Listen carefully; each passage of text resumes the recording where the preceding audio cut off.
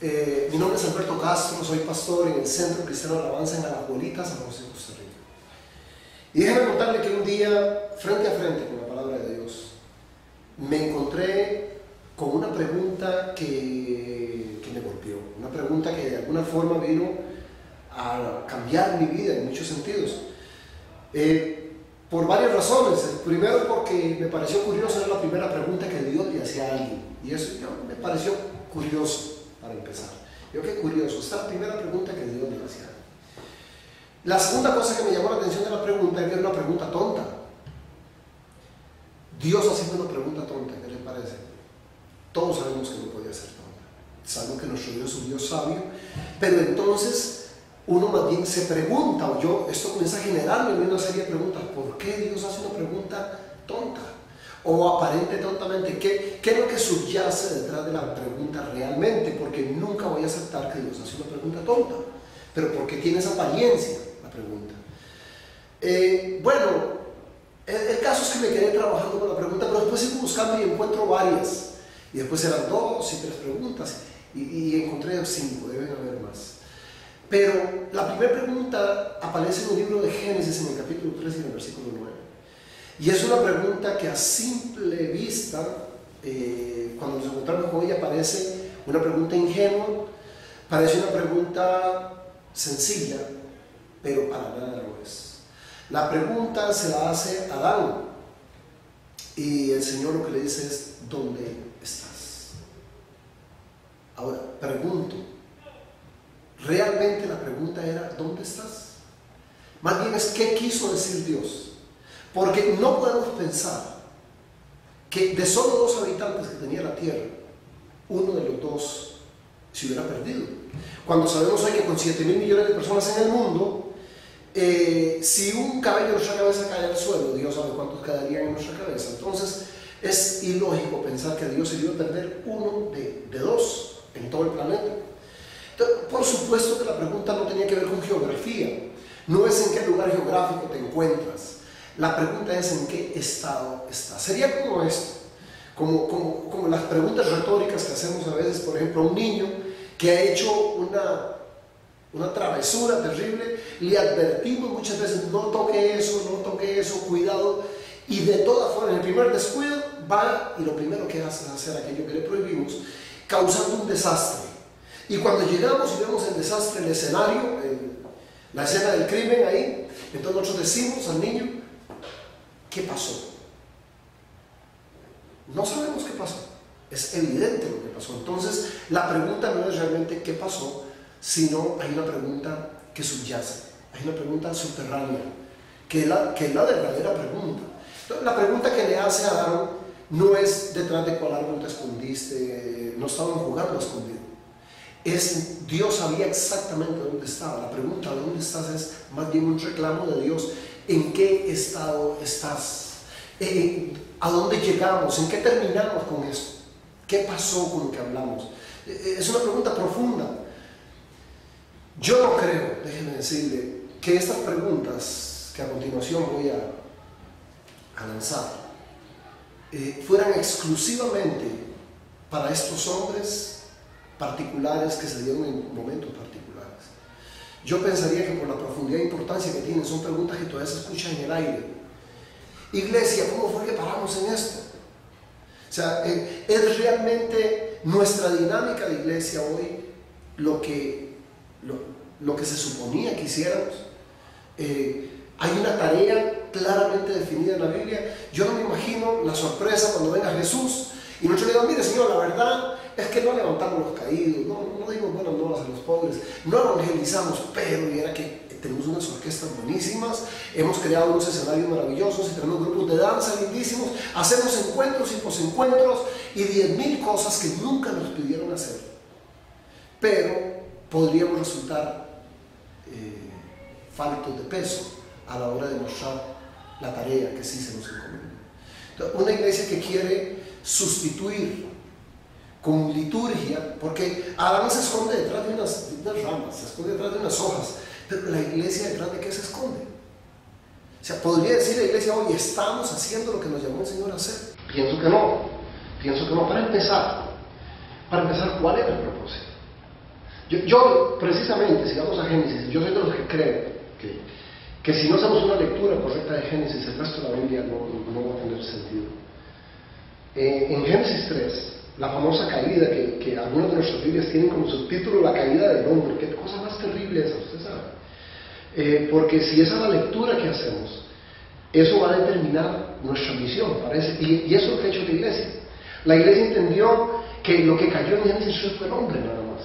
Como que a Dios no le interesa el resto de las cosas, exclusivamente el hombre, por eso vino a morir y a salvar al hombre. Pero déjenme decirles que eso no es cierto. En Génesis 3 no cae el hombre, cae la creación, toda la creación. Hay un conflicto con el reino y el rey, no solamente con el hombre y el rey, sino todo su reino, el entorno del hombre. Por eso Colosenses dice que cuando Cristo regrese va a reconciliar todas las cosas, no solamente al hombre. Y que la misma tierra está esperando la redención, igual que nosotros. O sea, Dios tiene un interés mucho más allá del hombre exclusivamente. Y si la iglesia no entiende eso, pues va a seguir siendo su teología antropocéntrica, una teología que no ve por qué tiene que relacionarse con los problemas del mundo. Entonces, seguirá siendo una iglesia impertinente, una iglesia ensimismada. Y bueno, en todo caso, la pregunta de dónde estás, yo creo que está difícil de contestar aquí. O sea, ¿cuántos grados la iglesia se habrá desviado de su curso? No lo sabemos, pero mucho, en realidad mucho. Hoy nuestros enfoques son hacer grandes templos. Interesantemente, en el Nuevo Testamento ni templos había, ni se imaginaban Pedro y Pablo que un día vamos a tener las hermosas catedrales que estamos construyendo, porque se suponía que eso no es lo que íbamos a hacer.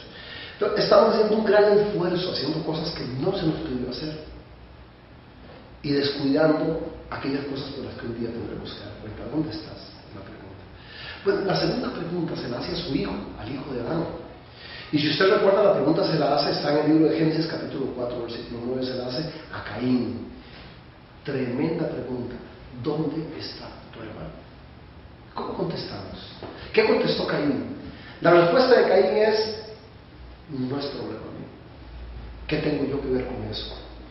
Pero cuando vemos todos esos alcohólicos y huérfanos y viudas en las calles, indigentes, personas con problemas psiquiátricos, personas con problemas judiciales, y nosotros decimos: ¿y la iglesia qué tiene que ver con eso? Me parece una iglesia respondiendo igual a Caín. ¿Dónde está tu hermano? Pero es que esos no son mis hermanos. Mis hermanos son los que se congregan, los que ofrendan y diezman. Parece que ese es el concepto que tiene la iglesia, una iglesia que no puede responder bien a esa pregunta. ¿Dónde está tu hermano? ¿No? Eso no es problema nuestro, es problema del gobierno. El gobierno es el que... Y además es culpa de ellos. Por no trabajar, nadie los tiene tomando licor, nadie los tiene consumiendo droga, están como quieren.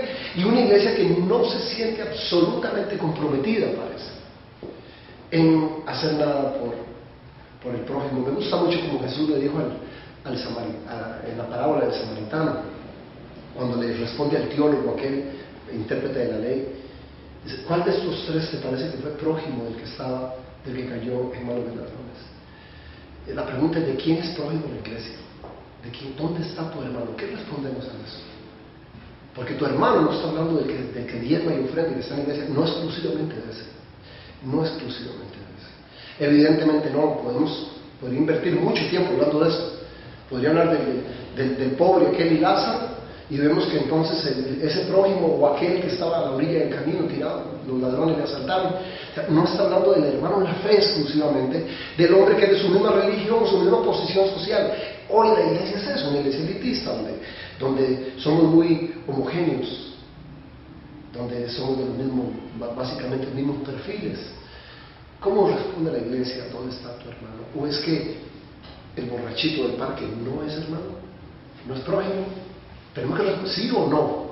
Si sí lo es, ¿dónde está? ¿Qué estamos haciendo? Y si decimos que no lo es, sería una iglesia, la iglesia de Caín. Seríamos discípulos de Caín. No sería terrible solamente pensar que a la iglesia no le importa a toda esta gente. Preguntas que un día tendremos que responder. Terribles preguntas. La tercera pregunta. La tercera pregunta se la hace a Moisés. Y típicamente la excusa de la iglesia para no hacer, la típica excusa de la iglesia para no mostrar demostrar compasión o el amor de forma tangible es no tenemos dinero. Somos muy poquitos, somos pobres. Los norteamericanos no nos han dado la ofrenda, entonces nunca vamos a poder hacer esas cosas porque no hay dinero. Bueno, cuando Moisés se ve en una necesidad, se ve apretado, en una situación terrible, ora a Dios y Señor, ¿y cómo voy a hacer? Y en vez de Dios venir a ofrecerle, a ver qué piden y te daré, lo que Dios le dice es: Moisés, ¿qué tienes en tu mano? Yo imagino que Moisés dijo: ¿qué tiene que ver eso con lo que estamos hablando? Lo que tenemos es un palo seco, una vara, y eso que tiene que ver con esto. Porque Moisés esperaba más bien que algo viniera a sumar, que algo se añadiera a su vida, que Dios hiciera no sé qué clase de milagro. Pero él dice: no te voy a dar nada, más bien es trabajemos con lo que tenemos. ¿Qué tenés? Y Moisés dice: bueno, lo que tengo es una vara. ¿Sabe una cosa? Todas las iglesias tienen una vara, por lo menos una. No hay una iglesia que pueda decir: somos tan pobres, somos tan poquitos. Porque dichosamente no usó de ejemplo una pistola láser, un palo seco. Lo que Dios puede hacer con un palo seco, cuando nuestras cosas ordinarias se ponen en las manos de Dios, pueden hacer cosas extraordinarias. Entonces la idea es que cuando por mucho tiempo se dijo la vara de Moisés. Y usted sabe que unos pasajes después de esa experiencia dice que iba Moisés con la vara de Dios en su mano.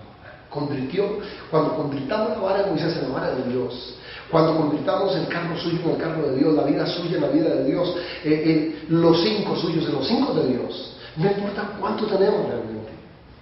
Ya en el Nuevo Testamento tuvimos el ejemplo de los panes y los peces. Es cuando nuestras cosas están rendidas, cuando nuestra economía como iglesia se rinde a los pies del Señor, alcanza para todo eso. Déjenme una más, por lo menos una más, 2 más. Isaías, la pregunta: ¿a quién enviaré? ¿Quién irá por nosotros? ¿Qué pregunta? Otra pregunta aparentemente tonta, porque no había nadie más ahí, solo Isaías. Entonces, ¿quién irá por nosotros? Isaías volvió a ver y no encuentra a nadie.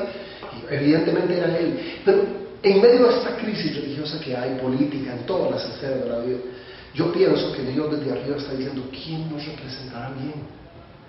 ¿Quién nos hará lucir bien en la tierra? Por Dios, alguien que levante la mano, alguien que se quiera esforzar, porque en medio de todo este capitalismo, en medio de todo este materialismo, en medio de esta indiferencia terrible de la iglesia tan plástica, tan elitista, están creando sectores enormes, los pobres marginados otra vez como al principio, y Dios desde arriba se oye un clamor: ¿quién nos representará a nosotros? Al Dios de los pobres, al Dios de las viudas y de los huérfanos. ¿Quién nos vuelve a representar? Y la última pregunta, déjenme terminar con esta, se la hace un profeta tremendo, el profeta con el cual Dios respondió al peor rey de Israel, Acab. Responde con un profeta tremendo, Elías. Ustedes recuerdan el Elías que hizo descender fuego del cielo, el Elías que detuvo la lluvia por 3 años, de Elías que mató 400 profetas de Baal. Y un día se encuentra en una cueva y otra pregunta tonta a Dios. Le aparece en la cueva y dice: Elías, ¿qué haces aquí? Pregunto, ¿no sabía Dios qué hacía él? ¿Qué clase de pregunta es esta? Bueno, una vez más, a mí me parece que tiene una carga de ironía. Casi es como decir: a ver, Elías, usted es el profeta de Israel, ¿sí? Usted es el que detuvo la lluvia, ¿sí? Usted es el que hizo descender fuego del cielo, ¿sí? Usted es el que mató a los profetas de Baal, ¿sí? Entonces, parece que la pregunta de Dios: y dígame una cosa, ¿y cómo un hombre como ese, qué tiene que estar haciendo en una cueva un hombre como ese? Si usted es todo eso, ¿qué está haciendo en una cueva? Cuando yo oigo la iglesia cantando: somos la iglesia poderosa, la unción, si de verdad somos todo eso, iglesia, ¿qué hace la tierra? Hemos convertido nuestros templos en cuevas. Si de verdad hacemos todo eso que decimos, ¿por qué no estamos afuera demostrando? Y me parece a Dios preguntándonos todavía, acercándose a nuestros cultos maravillosos de unción tremenda y todo eso, es preguntando: si son todo esto, ¿qué hacen aquí? Afuera hay un mundo esperando, necesita ser confrontado, profetas, hay reyes que necesitan que un profeta se pare al frente, no que profeticen en las iglesias como hoy profeticen a los reyes y les señalen su injusticia. Necesitamos que hagan descender fuego del cielo otra vez. Si somos estos que tienen un Dios todopoderoso, ¿qué hacemos metidos en una cueva?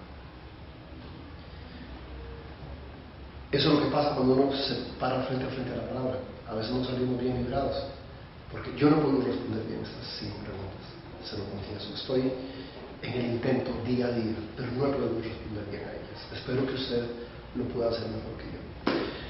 Si usted necesita oración, un consejo, ahí abajo en la pantalla va a aparecer un número donde usted puede escribirnos o llamarnos.